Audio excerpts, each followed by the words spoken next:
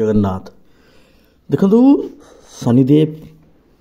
सीधा बकरी मार्गी होती तार फल किमिति कौ राशि दे पड़ो अलग कथा किंतु कुंभ राशि तुला राशि मकर राशि मिथुन राशि अधिक इफेक्टिव रिजल्ट तांको ऊपर पड़े आफेक्ट से माने होती। देखो आम तुला राशि कथा आलोचना करवा मु कौन कहली काल देखंतु जातक षष्ठ भाग अष्टम भाग 12 भाग सर्वदा कह जाए नकारात्मक भाव नकारात्मक फल दिए। आपण कुंडली शनि कौटी अच्छा आप देखु किंतु गोचर अनुसार आप देखु वर्तमान शनि षष्ठ घरे अच्छा तुला राशि मुझे जो चार्टा देखा से चार्टा आप भल कि देखु 12तम राशि लिखा जा षष्ठ घर लग्न भाव गणतु देखु षष्ठ भाव शनि यही जगार ही आपणकर अच्छा एवं मार्गी होती यही जगार देखु प्रथम आम षष्ठ घर को बुझा षष्ठ घर कौन रोग ऋण शत्रु चाकरी बिजनेस किसी अंश भी आम देखिपर षष्ठ घर किंतु बेसिकली रोग ऋण शत्रु जॉब कथा आम जब भावा यहाँ जॉब कथा दशम घर शनि द्वारा मालिक दशम घर षष्ठ घर आनालाइज कर कहुए बहुत किसी अच्छी तार किंतु यही जो रोग ऋण शत्रु घरे जी बढ़ला देखो जदि गोटे ग्रह रोग ऋण शत्रु घरे बढ़ला तो सीटा बढ़ईदेव से आम सब सर्वदा षष्ठ अष्टम भर 12तम भर को कहुए खराब घर नकारात्मक घर किंतु शुक्राचार्यंकर राशि शुक्राचार्यंकर राशि तुला राशि गोटे सत कथा जदि कहवाक पड़ो तुला राशि बहुत ही अमूल्य समय नहीं आसुची शनिदेव कहीं देखो शनिदेव होती धर्मर देवता कहले अत्युक्ति हेनी जदि षष्ठ घरे बकरी थांते अलग रिजल्ट होता आपण निज जातक जदि शनिदेव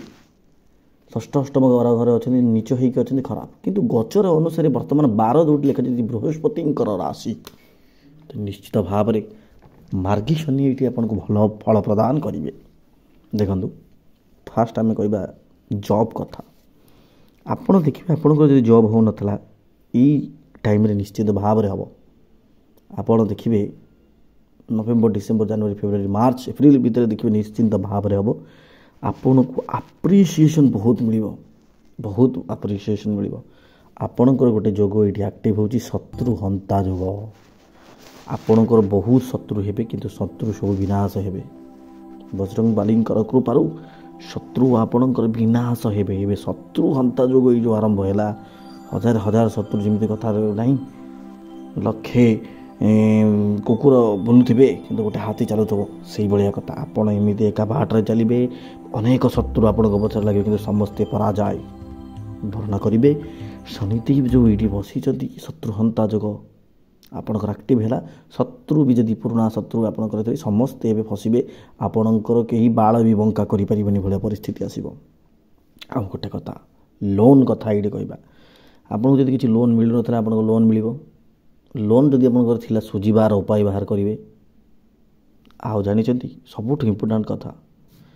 तांकर शनिदेव तृतीय दृष्टि दशम दृष्टि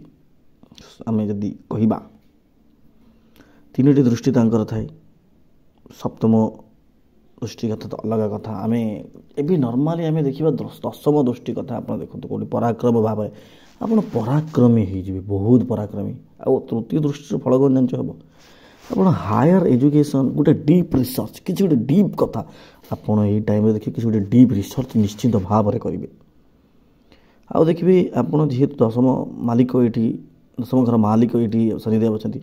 तो देखिए आप भौतिक जो आपंकर गाड़ी जब किणवार इच्छा थी निश्चित भाव में गाड़ी किणवे घर कर भी जोग अच्छी आ पुराना गाड़ी आप बिक्री कर नुआ गाड़ी आनबार भी अच्छी समय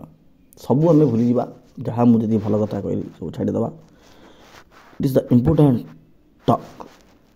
हेल्थ आपंकर निहाती अफेक्टेड हम बॉडी पेन जॉइंट पेन दांत जनित प्रॉब्लम पेट जनित प्रॉब्लम ये सब इश्यू आपंकर हम आपण जो मार्गी समय शनिदेव जेहेतु मार्गी हेले ନିଶ୍ଚିନ୍ତ ଭାବରେ ଏଇ ଇସ୍ୟୁଟା ରହିବ। ଆପଣମାନେ ଏଇଥିପାଇଁ ଟିକେ ସଜାଗ ରୁହନ୍ତୁ। ଆଉ ଆପଣ କର୍ମ କରି ଚାଲନ୍ତୁ, ଷ୍ଟ୍ରଗଲ୍ ରହିବ, ସକ୍ସେସ୍ ବହୁତ ବଢ଼ିଆ ରହିବ। ଦେଖନ୍ତୁ ଅଲଗା କେଉଁ ରାଶି ହେଇଥିଲେ ମୋ